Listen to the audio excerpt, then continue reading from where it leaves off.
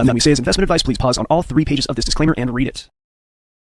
Good morning, everybody. Cowboy here, 8:30 a.m. EST, and we just had some data come out, and not sure if it's really affecting the charts all that much yet. I'm on the 3-hour chart looking at Bitcoin here, and looks like I need to update something with my software. Give me a second. The screen's not reflecting changes here. Give me just a moment to fix that.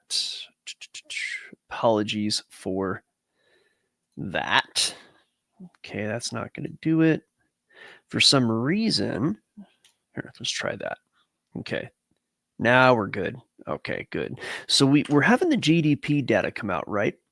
And what should be happening is movement in the charts. So let me zoom in a little bit because this is a 3-hour chart for Bitcoin. So sometimes when you're looking at a chart for, something that's that far zoomed out, you don't get to see the effect of the data on the news. So I'm going to actually move into the 5-minute look here, and just a minor move up. So maybe the news wasn't that strong. When a move is up like this with something like Bitcoin or anything against the dollar, usually that means that, at least in the current environment, that whatever news did come out was like kind of soft for the economy. So the final GDP, let me see. Yeah, it's supposed to be right now. Let me refresh the screen. Maybe we'll see if the data changed. Okay, so GDP was slightly above expected. Unemployment claims were right as expected. So this is pretty lukewarm news. It's showing that the economy, GDP, is a little bit better quarter over quarter than expected, but basically like just one tick above expected. So we're not really seeing a big effect, at least with Bitcoin. I'm going to flip over to the euro. Yeah, super lukewarm. Not a lot going on. And I can tell you right now, on the high time frame with most charts, we're kind of in an environment that is, it's just a little quiet right now. It's a little soft. If anything, though, it seems as if price is kind of just continuing along whatever path it was going to go for the moment. So let me take a quick look at the NASDAQ futures. Yeah, it seems NASDAQ futures are not really reacting to the news very much either. So yeah, pretty quiet today here. In fact, NASDAQ futures are actually going down a bit, which kind of makes a little sense. When you have the economy looking quote unquote stronger because the GDP is a little higher than expected, that means the anticipation of rate cuts is not as strong. Like, okay, we don't need to cut rates, whatever that might be. So, if the economy was getting weaker, that means that the rate hikes were working. And then, of course, maybe looking into some cuts might make sense. But right now, NASDAQ is actually heading down a bit. And it just seems as if the markets are not really being affected by the news, other than, hey, the news is out and now we can do what, we can let the markets kind of go and do what they were going to do. And I don't know that there's anybody, command and controlling at that high level. I know that's kind of what I made it sound like, but think of it more like money on the sidelines, waiting for the big news. And then like, oh, okay, well, the news is out and we didn't see much. So, money can come back in and do what it was going to do. That's more or less of what I think we're kind of looking at here. So pretty quiet, very quiet reaction to the news. So let's go back to Bitcoin and take a look at what's happening. Yeah, see, whatever move up happened was eaten up right away. And I can tell you right now, Bitcoin is being heavily affected by the futures market, right?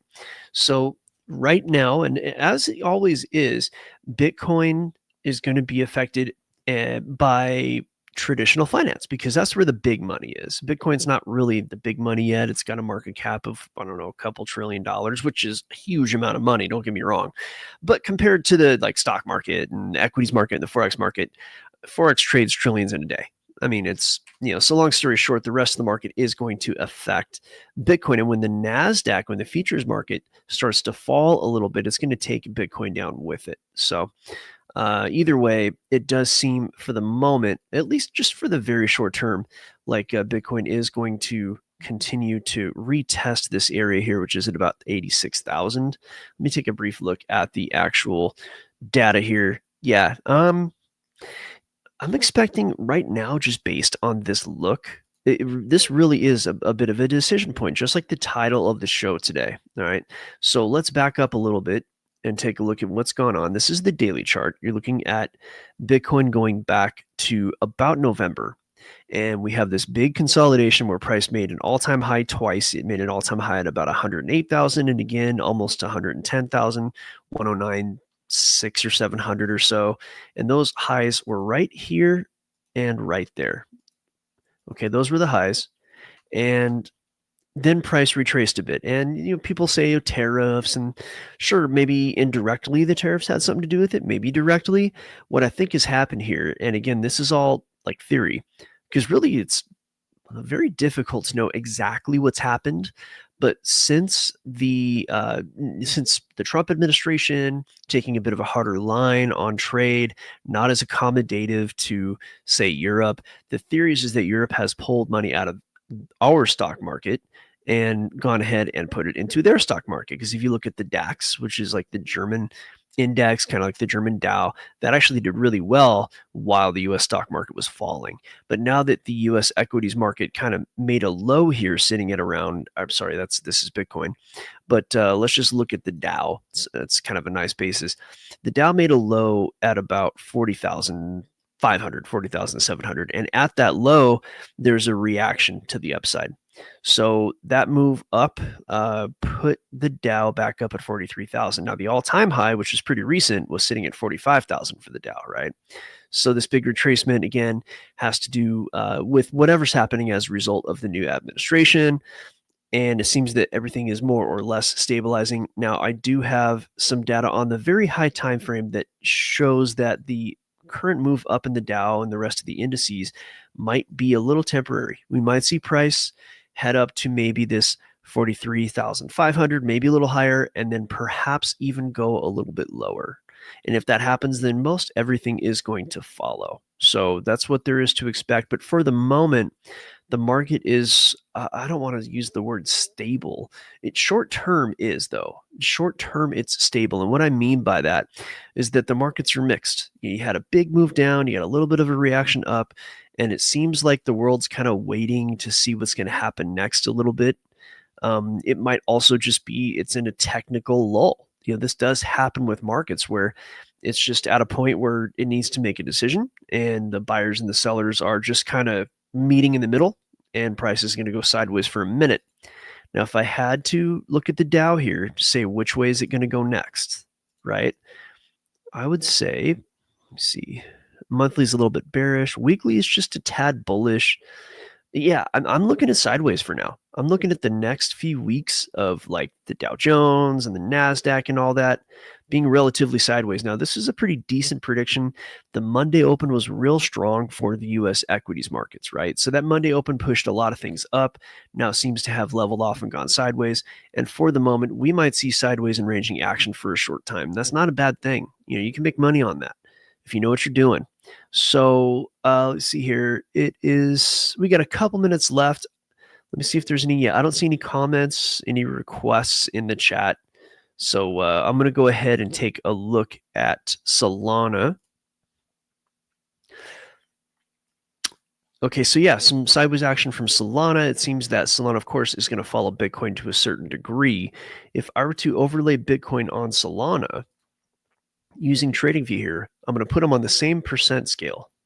But it's not working. Let me refresh the screen.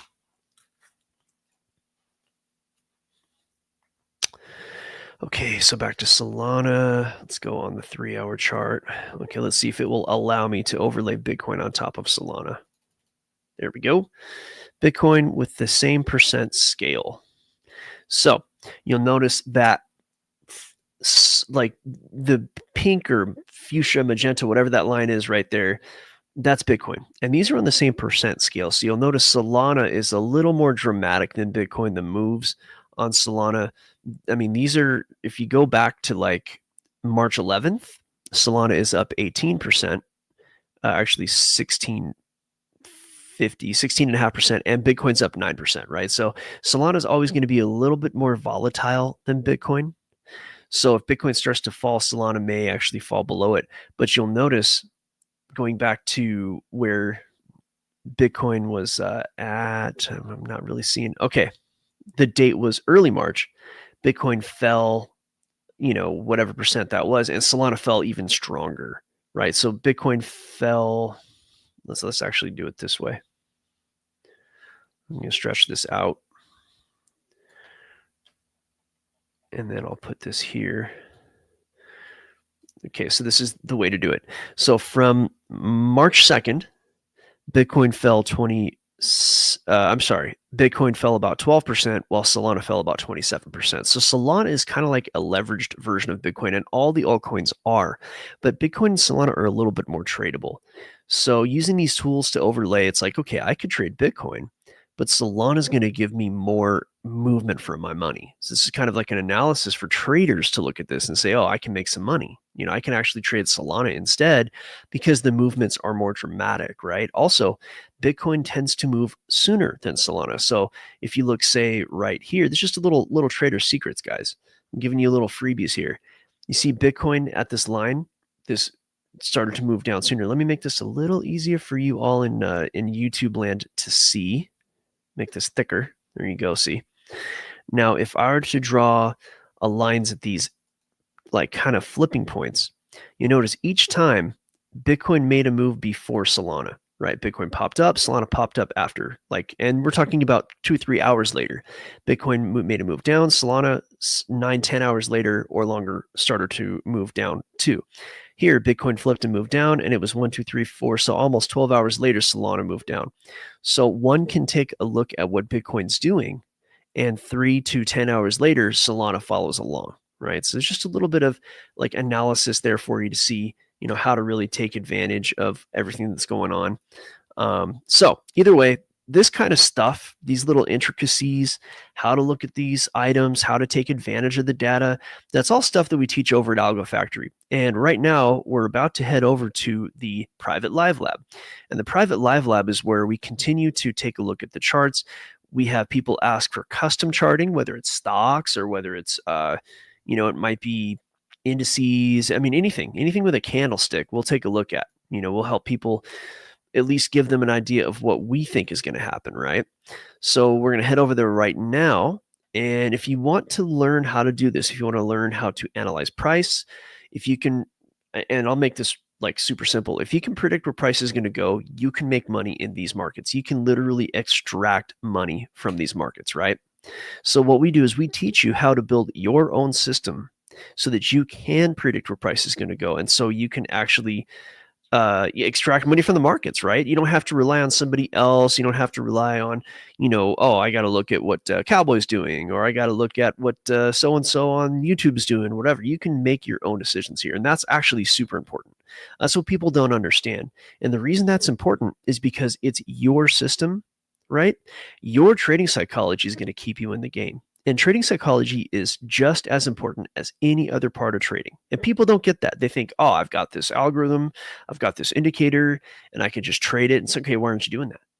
Because I know lots of great indicators out there. They're profitable. That doesn't matter. People still screw it up. I could give you my best indicator, right? My own best algorithm. You probably won't be successful because you don't know how to treat trading like a business. And it's not yours. You didn't test it. Right? You didn't build it. You didn't build that. That's a side. Don't get mad for that one. But because you didn't build it, you don't have the confidence in it. And 99 times out of 100, you're just going to fail. Right? There's a whole world to this. And I know a lot of people have been ignoring this type of trading because in crypto, they thought they can make 1,000x on their meme coins. It's not working out. That people thought Trump was going to come in and the whole market was going to do great. Guess what? That didn't happen either. Right? So what we're doing is we're providing you a framework to take advantage of whatever market is out there, whether the meme coins are doing well or whether, things are falling like the last 4 or 5 months, whatever it's been, last 2 or 3 months, those have been profitable for guys like me, right? We can extract money, whether it's going up, whether it's going down. All you got to do is come over to algofactor.tech. If you look there at the bottom of the screen, you'll see there's a free algo there. If you go to the description, you can actually get a free algo, right? You just go ahead and click that link, or you might have to copy and paste it depending on where you are, whether you're looking at this on X or Rumble, whatever, and give us your name and email. I'll send you a free algo, right? Now, if you want to know how to use that algo properly, that's another story. You can come on over to Algo Factory. We'll teach you what that is. So that's it. That's what we got for you now. We're going to head over to the private live lab, and we really appreciate you guys spending the morning with us. If you have any questions, feel free to send us questions, right? If you click on that link in the bottom, that's going to connect you to us through email. You can ask us questions through email, right? Thanks for watching. We'll see you tomorrow, 8:30 a.m. EST sharp. And never, ever forget. Join us or die. Just kidding. You're not going to die. We love you. Bye.